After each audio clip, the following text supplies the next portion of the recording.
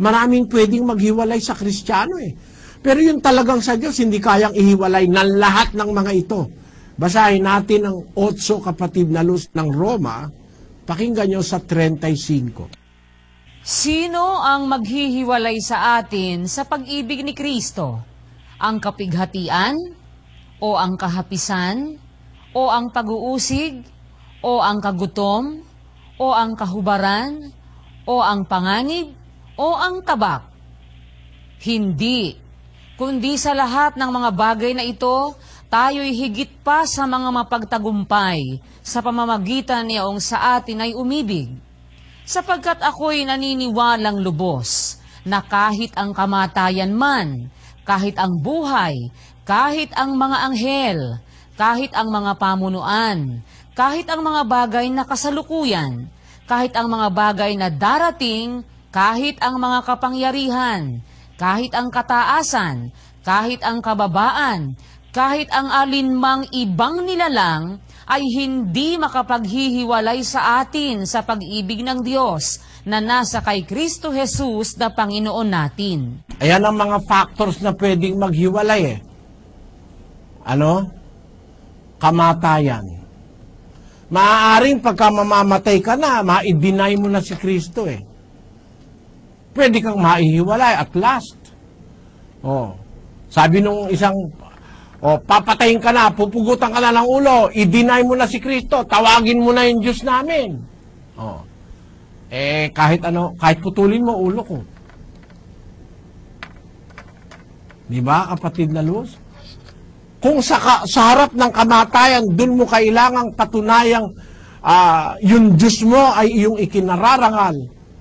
Ang pagiging Kristiyano mo, si Kristo na tagapagligtas, panindiganan mo, bayaan mo siya.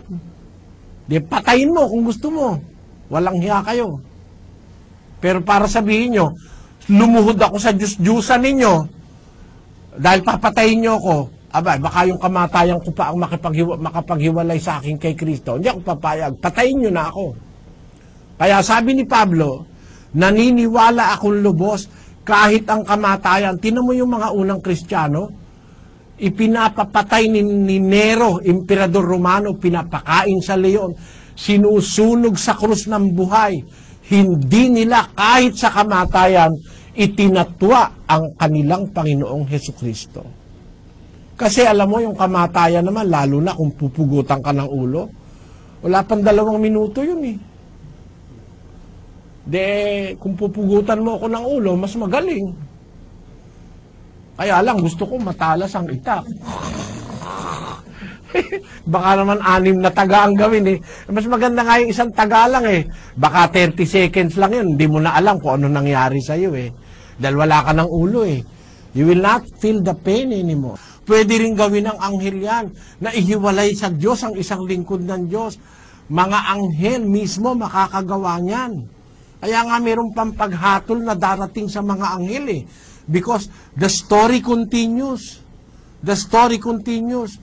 Kung merong nagdaan na panahon, may mga anghel na nagrebelde, mayroong pa rin darating na mga anghel na rebelde. Yung sinasabi ni Solomon, ang nangyari sa nagdaay, nangyari na. Ang mangyayari pa'y nangyari na rin. Ang sabi niya, kung noong unang panahon, may mga anghel na nagrebelde sa Diyos, hindi maiiwasang maaaring meron pa rin mga anghel ngayon galing pa sa langit na magrebelde sa Diyos para ihiwalay sa paglilingkod sa Diyos ang kanyang mga anak. Kaya nga, lagi tayong dapat makipagbakay, magpuyat, magmasid, laging magsipanalangin. Bakit? Meron tayong mga kaaway sa magkabi-kabila in the spiritual and in the material world. May kaaway tayo, mga kapatid. Sa hindi nakikita at sa mga nakikita, mga anghel di nakikita, mga tao nakikita, magkakasamang gumagawa yan para tayo maihiwalay sa ating paglilingkod sa Diyos. Ingat lang po tayo ngayon. Ang isa sa ikinahihiwalay o ginagamit ni Satanas, kapatid na Daniel, na panghiwalay sa mga anak ng Diyos, isang bagay na napakahirap tanggihan ng walang pananampalataya eh. Kapatid na Daniel eh. Bakit naman po, kapatid na Eli, mahirap tanggihan ng walang pananampalataya? Kasi, kagaya nung nangyayari sa iba, pakibasa mo yung 21 ng Lucas. Datapwat mangag-ingat kayo sa inyong sarili. Baka mangalugmok ang inyong mga puso sa katakawan at sa kalasingan at sa mga pagsusumakit ukol sa buhay na ito. At dumating na bigla sa inyo ang araw na yaon na gaya ng silo. Ano napansin mo dyan, kapatid na Daniel? Meron po palang mga ikinahihiwalay at meron po palang mga bagay na nagiging hadlang para sa isang tao doon sa kanyang ikapagiging dapat sa Diyos. Kagaya po nitong pagkalugmok sa katakawan, sa kalasingan, at doon sa pagsusumakit ukol sa buhay na ito, na siyang nagiging daan ng pagkahulog nila sa silo. Ibig sabihin, yung pagsusumakit sa buhay na ito, kasama dyan yung pagnanasang kumita, hanap buhay, mga ambisyon. Di ba ganun yun, kapatid na Daniel? Opo, kapatid na Eli, dahil yun ay mga bagay ng buhay na ito na maaaring nasain ng isang tao, na maaaring maging daan ang pagkahiwalay niya naman sa Diyos kung mas pahahalagahan niya ang mga bagay na ito, kagaya ng karangalan, ng salapi, ng kung ano pa mang mga bagay na may kinalaman sa buhay na ito, kapatid na Eli. Ang katunayan, meron talagang mga kaanib sa iglesia dahil sa hanap buhay, natuluyang nahiwalay na eh. Minsan nga simpleng konting pera lang na ihiwalay ang kapatid ang miyembro Bakit? Hanap buhay ko talaga, beauty parlor Yun. Dahil lang sa konting kita. Sabi ko, pwede ka naman kapatid mag-beauty parlor Pwede ka naman maggupit ng buhok. Lalaki, gupitan mo. Pwede ka namang magtinda. Huwag alak. Kung minsan sa hanap buhay, malakas ka ang alak kapatid na Eli. Natitisod yung kapitbahay mo dahil titinda ka ng alak, kaanib ka sa iglesia ng Diyos. Kung dahil sa kinatitisuran siya, hindi na siya dumalo, maituloy niya lang yung pagtitinda niya ng alak. Kung minsan, dahil yung hanap buhay niya, ayaw siyang payagan paglinggo, pumayag na siya na may hanap buhay lang siya, wala siyang pagkakatipon o pagsamba. Di ba ganon, kapatid na Daniel? Opo, kapatid na Eli, kung minsan po nangyayari yon doon sa mga hindi makapanindigan na dahil po doon sa kanilang trabaho, hindi nila ma-give up yung kanilang trabaho, hindi na baling hindi sila nakakadalo, hindi na baling hindi sila nakakasunod doon sa utos ng Diyos, na kung minsan ay nagre-require yung kanilang trabaho na ang gagawin nila ay mga bagay na labag sa aral ng Diyos, hindi na baling gawin nila yon, basta't wag lang silang mawala ng hanap buhay. Nagiging dahilan po tuloy ng kanilang pagkahiwalay, kapatid na Eli. Kaya nga ako'y humanga dun sa isang kapatid nating, meron tayong kapatid ng araw na arkitekte. Naka-employ siya sa isang kumpanya na ang required sa isang arkitekta, saka inhinyera, pupunta siya sa project, ang requirement nakapantalon siya, tapos yung kanyang buhok maiksi, yon. Yung kapatid natin mahaba ang buhok, tapos ayaw niyang magpantalon, nakapalda siya. Meron ba naman kang inhinyera, project engineer, nakapalda ka. Sabi raw nung, pagka hindi ka susunod sa patakaran, paalisin ka namin. Sabi nung kapatid, bakit? Kayo lang ba ang Kayo lang ba ang kumpanya? Yung kapatid smarty kahit na nakapalda siya, meron naman siyang suot sa loob na parang yung protection, kahit na umakyat siya sa building, magagawa niya. Meron ding isang kapatid na maestra sa isang universidad, ang gusto raw putulin ng buhok. Sabi, bakit? Nakapusot naman ng buhok ko, ano ang problema nyo? Sabi ganun ng kapatid. I do not want. Sabi, kung gusto nyo, tanggalin nyo ako. Magaling na maestra. Sabi nung directress, Biyaan mo na ikasya. Mababawasan tayo ng magaling na mestra. O di, yun nakakapanindigan sa...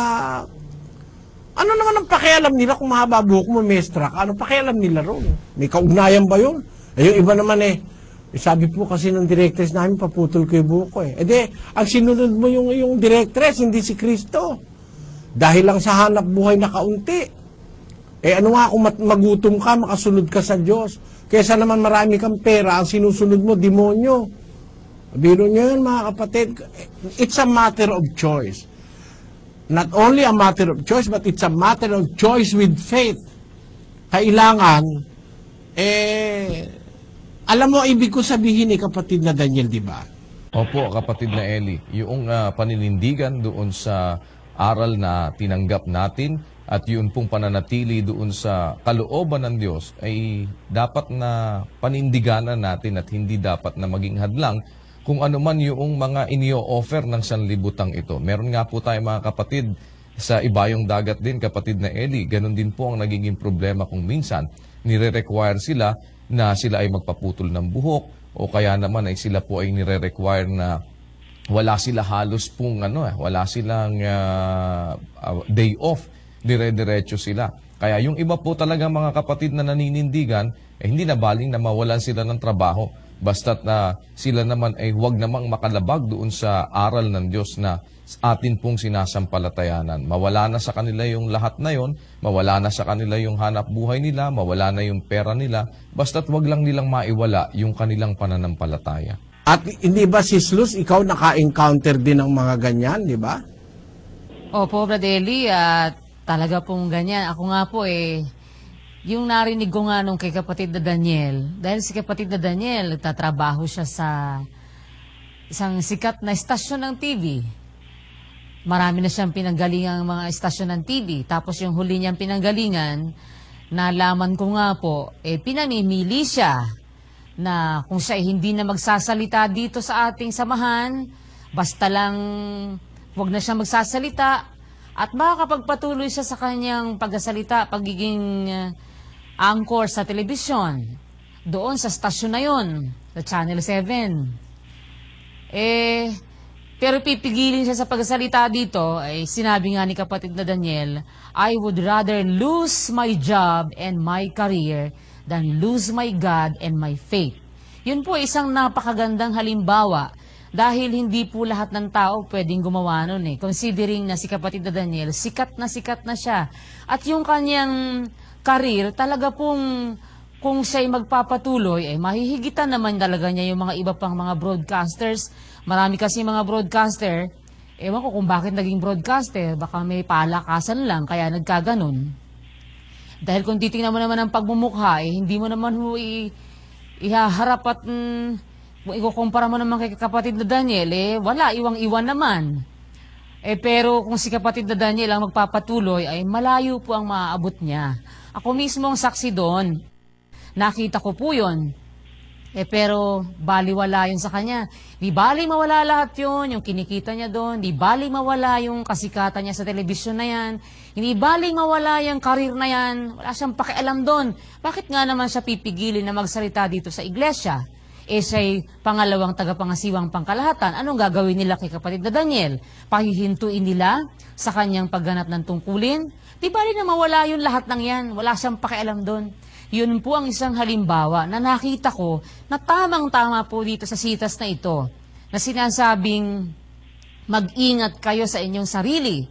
Baka mangalugmok ang inyong mga puso sa katakawan at sa kalasingan at sa mga pagsusumakit ukol sa buhay na ito at dumating na bigla sa inyo ang araw na yaon na gaya ng silo. Ito po talagang tupad na tupad po na hindi siya nagsusumakit ukol sa buhay na ito. Wala siyang pakialam dyan sa mga bagay ng buhay na ito. Basta importante lang sa kanya, makapanatili siya dun sa kalagayang itinawag sa kanya ng Diyos na siya ay maging halimbawa talaga sa mga kapatid na sumasampalataya. Yun po ba daily masasabi ko dito? Dahil talagang totoo po yun Nasaksihan po namin yun At sa iba't ibang mga kapatid, meron talagang kapatid na pinili nila na mawalan ng trabaho, mawalan ng kumbaga, karangalan pang tao, wag lang mawalan ng Diyos. Pero sa kabilang dako, kapatid na Luz, merong mga tao na pinipili yung 1,400 dirhams kesa sa Diyos. O kaya yung $300 sa Saudi Arabia per month, $300 only, kahit walang Diyos, kahit lumabag na sa Diyos, kahit di na makipagkatipon, kahit maiwanan ng pagsamba, merong ganong mga tao. Nasa sa inyo naman ang kalayaan, hindi ba ganon, mga kapatid na Luz, ano? Opo. Man ang kalayaan, pero kung susunod tayo sa aral ng Diyos, hindi tayo dapat magpapigil sa hanap buhay. Pag ang hanap buhay mo, ihihiwalay ka sa Diyos, itakwil mo. Di ba ganon? Yung anghel, ihiwalay ka sa Diyos, takwil mo. Yung asawa, ihiwalay ka sa Diyos, ano gagawin mo? Basahin natin ang sabi ng ating Panginoong Kristo sa 14 ng Lucas. Kung ang sino mang tao'y pumaparito sa akin at hindi napopuot sa kanyang sariling ama at ina at asawang babae at mga anak at mga kapatid na lalaki at mga kapatid na babae, oo, at pati sa kanyang sariling buhay man, ay hindi siya maaaring maging alagad ko. Alam nyo, mga kapatid, kung minsan, kahit na tatay mo, nanay mo, dapat na yung kanyang ginagawa na pagpigil sa'yo, itakwil mo. Hindi naman natin sinasabing, ang tatay mo, lapastanganin mo, huwag mo nang papasukin sa bahay mo. Hindi naman ganun ang sinuturo natin eh. Kailangan matuto tayong tumanaw ng utang na loob sa magulang. Pero pagka ikaw ay pipigilan, itakwil mo yung kanyang ipinapagawa sa'yo. Hindi ba? Tanggapin mo siya bilang ama, pero yung pinapagawa niya sa'yo, itakwil mo. Huwag kang papapigil, kahit sa nanay mo, kahit sa tatay mo, kahit sa iyong sariling buhay man. Ayun ang sabi sa Biblia. Kasi kung minsan, kapatid na Luz, yung buhay mo, mailigtas lang ng tao, kung minsan yung buhay niya, naaatim niyang humiwalay sa Diyos eh. Yun nga po eh. Totoo po yun. Pero pagka na medyo nabingit siya sa alanganin, hindi na siya makapanindigan at yun na, makaligtas lang siya. Yung buhay niya, mailigtas lang niya, hindi bali ng mawahiwalay sa pananampalataya, may nangyayari pong ganun. Pumapasok yung sinabi ni Kristo. Ang mag-ingat ng buhay, mawawalan nito. Dapat ang mawalan ng buhay dahil sa akin at sa Ebanghelyo ay maiililigtas yaon. Ibig sabihin, kapatid na Luz, yung buhay, puhunan yan para maging dapat sa Diyos eh. Kung kailangang to spend your life, matupad mo lang yung kautusan ni Kristo at mabigyan mo lang ng pagpapahalaga si Kristo, mas mahalaga kasi yung kaugnayan sa Diyos kaysa sa buhay eh. Considering na, kung nawalan ka man ng buhay, sa Diyos na may maibabalik naman niya yun eh. Hindi ba ganon, kapatid na Luz? Tama po, totoo po yun. Dahil sa Diyos naman ang gagaling ang buhay. Kung nawala yan, dahil rin sa Kanya, ibabalik naman po niya yan eh. Pero kung pinahalagahan mo yung ibang bagay... Basta balik lang. Hindi basta balik lang, Sis Luz. Ang ibabalik niya sa'yo, buhay na walang hanggan, di ba? Tama po, tama po. Kaya yung awit na inaawit-awit natin, ang buhay nating marupok, wag ipagkait, kung ninanais ng Ama, kunin hanggang mapatid. Buong mong ialay na may pag-ibig, panahon ng pagpanaw, walang hanggang ipapalit. Diba? Napakaganda nung awit na yun eh. Ang buhay nating marupok, wag ipagkait, kung ninanais ng Ama, suliranin hanggang mapatid, nakangiti mong ialay, na may pag-ibig, panahon ng pagpanaw, walang hanggang ipapalit.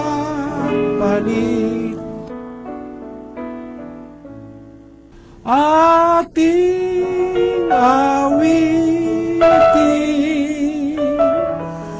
galak ng puso,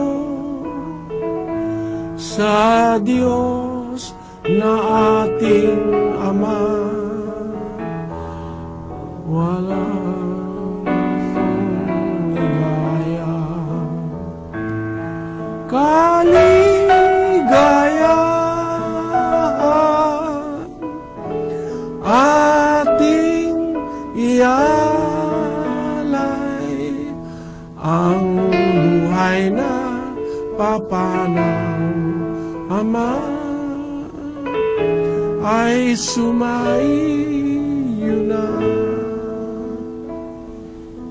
Napakagandang awitin. No?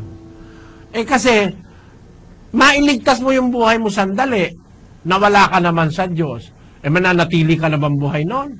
Mamamatay ka rin kung pinili mo na yung mamatay ka dahil sa Diyos, maibabalik naman ng Diyos yung buhay na wala hanggan. Iningatan mo yung buhay mo, mawawala yun sa'yo, at hindi ka naman mabibigyan ng Diyos. Pero, pinili mo ang Diyos, na wala ang buhay mo, maibabalik ng Diyos ang buhay mo.